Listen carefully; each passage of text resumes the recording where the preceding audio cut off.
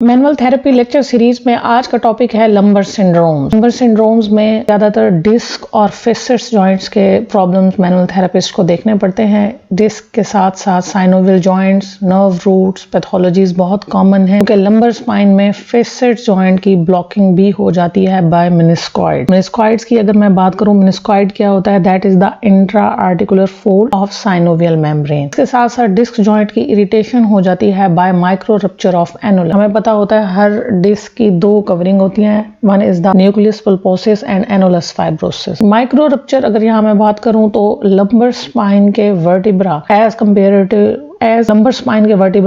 Comparison to बाकी spine बड़े होते हैं, उनका डायमीटर ज्यादा होता है। हाइट कम होने के साथ साथ यहाँ पर उनको जो बॉडी वेट है और वेट टॉलरेंस ज्यादा करनी पड़ती है, और इसके साथ साथ जो यहाँ पर वेट बेरिंग ज्यादा करने की वजह से यहाँ पर माइक्रो रप्चर्स हो जाते हैं एनुलस फाइब्रोसिस बाहर की कवरिंग से, जिसकी वजह से डिस्क के प्रॉब्लम्स और डिस्क के साथ साथ पेन रेडिएशन के प्रॉब्लम कॉमन होते हैं। मूवमेंट रिस्ट्रिक्शंस भी हो सकती हैं, साथ साथ पेन की वजह से एंटाल्जिक पोस्चर और गेट डेविएशन भी हो सकती हैं। यहाँ जब ये कंडीशन मूवमेंट रिस्ट्रिक्शन और एंटाल्जिक पोस्चर होता है तो इनकी सराउंडिंग्स में फ्री नर्व एंडिंग की इरिटेशन होती है, उससे फर्दर जो लंबर के स्ट्रक्चर्स हैं वो डैमेज हो जाता है। एक तो लंबर के स्ट्रक्चर का खुद फ्री नर्व एंडिंग की वजह से डैमेज होना, वो पेन कॉज करता है। इसके साथ साथ इन इरिटेशन की वजह से जो स्ट्रक्चर्स में स्वेलिंग और इन्फ्लेमेटरी एक्सोडेट निकला है वो भी सराउंडिंग स्ट्रक्चर्स को या इंजर्ड टिश्यूज को फर्दर करता है टुवर्ड इंजरी। यहाँ पर एक्यूट लो बैक पेन या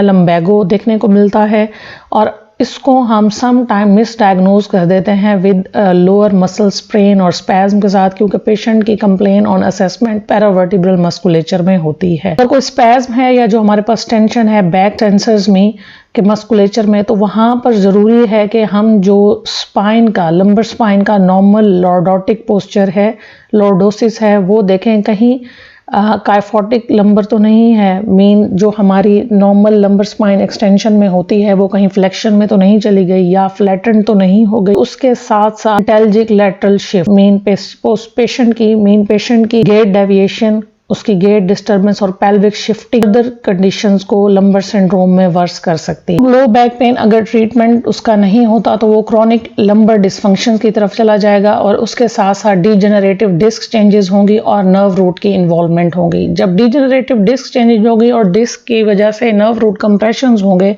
नर्व रूट इन्वॉल्वमेंट होगी, तो पेशेंट अपनी पेन को रेडिएटिंग पेन में कंप्लेन करेगा कि उसकी पेन रेफर्ड है, रेडिकुलर है और वो लोअर एक्सट्रीमिटी की तरफ जा रही है, या पैरेस्थीजिया के उसकी जो पेन की सेंसेशंस हैं वो ऑल्टर्ड हो गई हैं।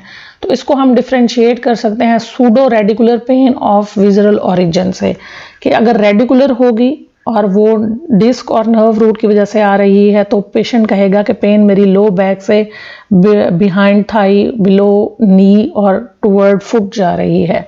लेकिन अगर सूडो पैरेस्थीजिया या सूडो रेडिकुलर पेन है और इसमें विजरास भी इन्वॉल्व हैं, तो पेशेंट की जो पेन की कंप्लेन होगी वो उसकी बिलो नी नहीं जाएगी। तो इन दो चीज़ों को डिफरेंशिएट करना क्लिनिकली बहुत ज़रूरी है, क्योंकि विजरल पेन भी नर्व रूट प्रॉब्लम को मिमिक कर सकती है और रेफर कर सकती है into lower extremity, is unlikely to benefit from mobilisation treatment. जाहिर है कि जब पेन सूडो रेडिकुलर पेन है और विजरल ओरिजिन नहीं है और पेशेंट के बिलो नी भी नहीं जा रही, तो जब हम उसकी मोबिलाइजेशन करेंगे तो बेनिफिट नहीं होगा। उसके लिए फर्दर विजरल और सिस्टमैटिक इवैल्यूएशन का होना ज़रूरी है।